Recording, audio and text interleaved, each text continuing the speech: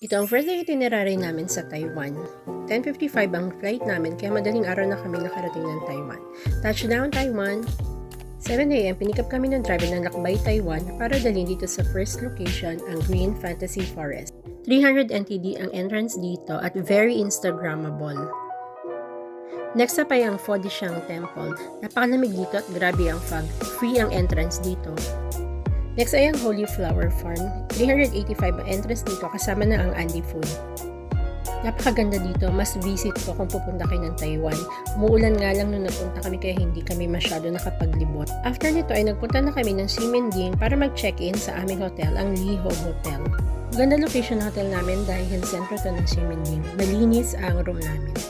Sa gabi, lumabas pa rin kami kahit umuulan para tikman ang Xingputang. Pati na rin itong pinipilahan na Aichung Flour Rice Noodle. Bago bumalik ng hotel ay bumili din kami ng Origin Tofu. Yun lang,